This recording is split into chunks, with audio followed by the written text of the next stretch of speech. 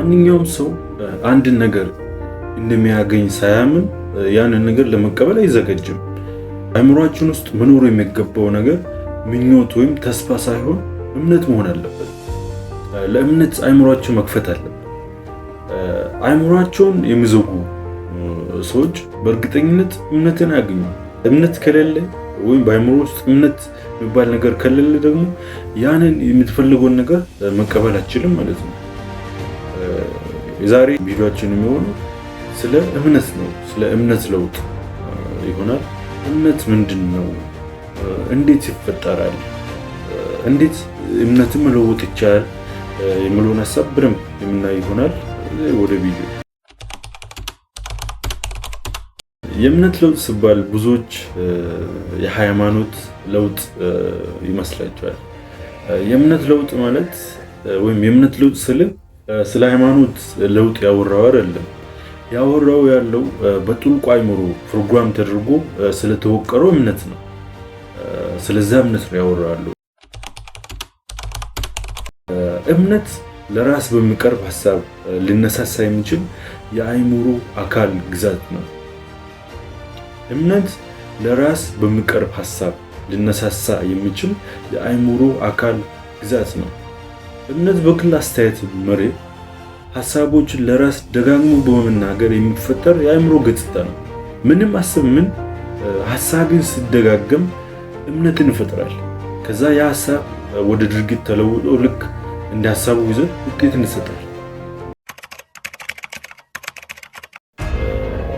ብዙ የእምነት አባቶች እምነት ይኑር በማለት ለበርካታ ዘመናት ሰዎችን ሲመክሩ ሲገስጹ ኖረዋል። ነገር ግን እንዴት እምነት እንደሚፈጠር ወይም እንዴት እምነት መፍጠር እንደሚቻል ያሉት ነገር የለም። እምነት የሚፈጠረው የእምነት ፋብሪካ በሆነው በጥልቁ አእምሮ ውስጥ ነው፣ ወይም በውስጥ ህሊናችን ውስጥ ነው። እምነት የሚፈጠረው በዚህ የአእምሮ ክፍል ነው። እምነትን ለመፍጠር በንቁ አእምሮ ሀሳብን መደጋገም ብቻ በቂ ነው።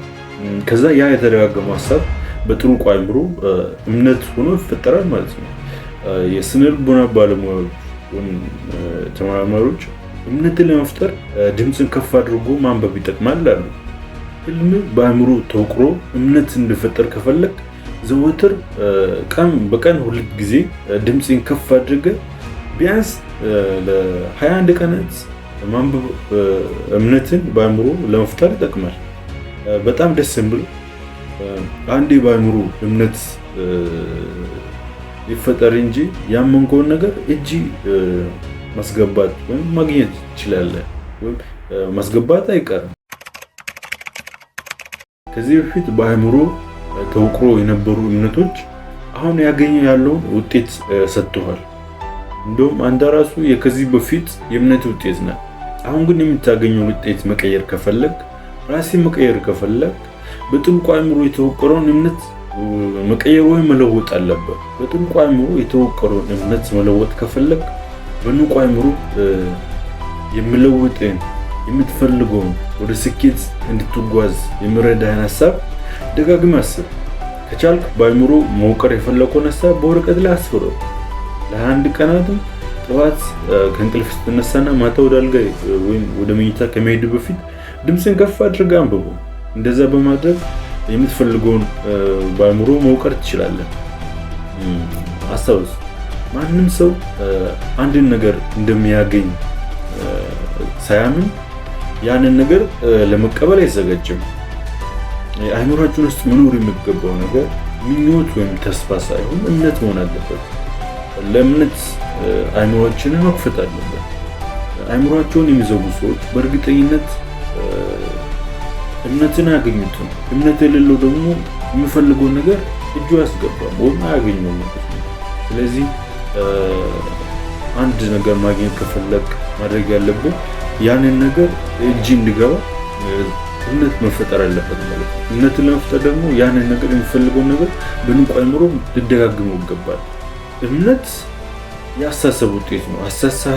አስተሳሰቦች ወይም ሀሳቦች ሲደጋገሙ ነው እምነትን የሚፈጥሩት። ሀሳብ ደግሞ የአመለካከት ውጤት ነው። አመለካከት ነው አስተሳሰብን የሚፈጥረው።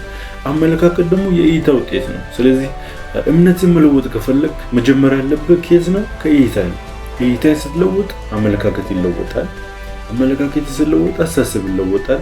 አስተሳሰብ ሲለወጥ እምነት ይለወጣል። ይሄ የተያያዙ ነገሮች ናቸው። ስለዚህ ለውጥ መጀመሪያ ያለብህ ከዛ ነው። ከእይታ ትጀምራለህ።